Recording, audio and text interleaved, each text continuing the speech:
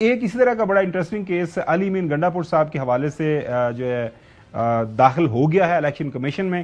وہاں پہ ایک پٹیشنر نے یہ استدعا کیا جناب اعلیٰ کہ علی امین گنڈاپور صاحب نے 2020 کے دوران کو 735 کنال زمین خریدی, اپنے نام ٹرانسفر کرائی, اس کے بعد اس کو بیچ دیا, وہ بیچ کے پتہ نہیں کوئی لینڈ کروزر خرید لی اور کوئی ڈاکومنٹری ایویڈنس انہوں نے رکھے ہیں الیکشن کمیشن کے سامنے. الیکشن کمیشن نے جو ہے وہ ڈاکومنٹری جو ایویڈنس ان کے سامنے رکھا گیا ہے اس کو ایکسیپٹ کیا ہے اور 26 مارچ کو بلایا ہے علی امین گنڈاپور صاحب کو.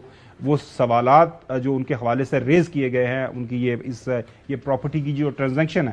اب پرابلم یہ ہے کہ کل جب یہ سارا معاملہ ہوا تو اس کے اوپر ایک نئی بحث چھڑ گئی ہے کہ اس وقت پاکستان تحریک انصاف کے ایک ظاہر ہے ایک ہی صوبے کے اندر ان کی حکومت ہے اور خبریں یہ بھی آ رہی ہیں کہ علی امین گنڈاپور کو لیٹر دیر بدیر جو ہے ان کو جو ہے ہٹا دیا جائے گا. تو کچھ لوگوں کا یہ بھی کہنا ہے کہ دیر از اے پاسبلٹی کہ جس انداز سے ایک پیٹرن ہے الیکشن کمیشن کی طرف سے فیصلے جس طرح کیے جا رہے ہیں تو ہو سکتا ہے علی امین گنڈاپور صاحب جو ہے یہ جو ان کے خلاف پٹیشن آئی ہے وہ فارغ ہو جائیں.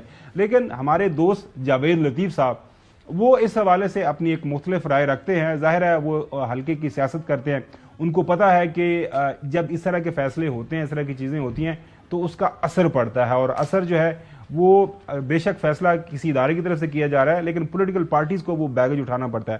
جاوید لطیف صاحب کیا فرما رہے ہیں آپ کے سامنے رکھتے ہیں. کہیں ٹکر چل رہا تھا کسی چینل پہ کہ سی ایم جو خیبر پختونخوا ہیں وہ اثاثے ڈکلیئر نہ کرنے کی وجہ سے ان کو نوٹس ہو گیا ہے الیکشن کمیشن کی طرف سے.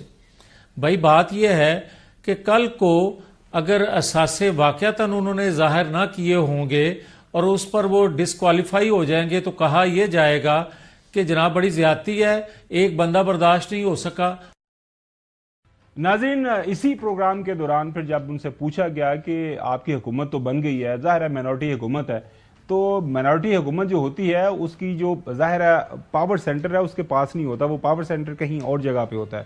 تو جاوید لطیف صاحب ظاہر ہے ایک سیاستدان ہے, انہوں نے اس بات کو ایکسیپٹ کیا. آپ کا یہ کہنا ہے کہ حکومت نظر نہیں آ رہی, تو حکومت جماعت کی ہوتی تو نظر آتی. آپ بتائیں کہ ہمیں تو سادہ اکثریت بھی نہیں ملی بھائی, مانگ تانگ کے اور جس طرح کٹھے کر کے وہ جو حکومت بنا دی گئی اس کو میری حکومت کہہ لیں, اسے مسلم لیگ کی حکومت کہہ لیں, پیپلز پارٹی کی حکومت کہہ لیں, ٹیکنوکریٹ کی حکومت کہہ لیں, کوئی نام دے لیں. آپ بھی کٹ پتلی ہیں, کہنے کا مطلب یہ ہوا. دیکھیں بالکل آپ صحیح کہہ رہے ہیں, الفاظ سخت ہیں, شرمندگی والے ہیں, مگر حقیقت تو یہی ہے.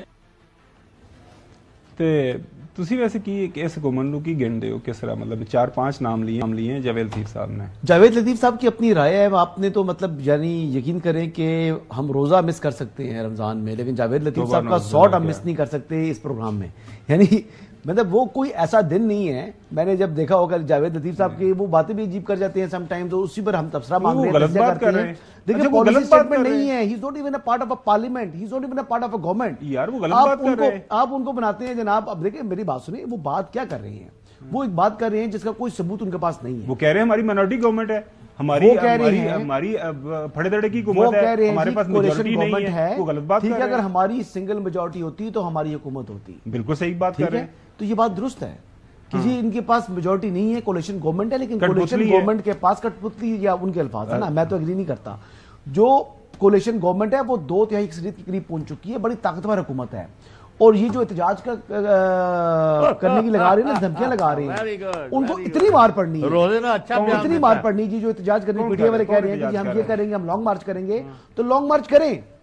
جو میرے سورسز بتا رہے ہیں with in government provincial and federal, وہ کہہ رہے ہیں کہ یہ کریں لانگ مارچ, اور اس مرتبہ ہم ان کو بتائیں گے کہ لانگ مارچ کرنے کی کاسٹ کیا ہوگی. بالکل لحاظ نہیں ہوگا اس مرتبہ ان کی طبیعت سیٹ کر دی جائے گی.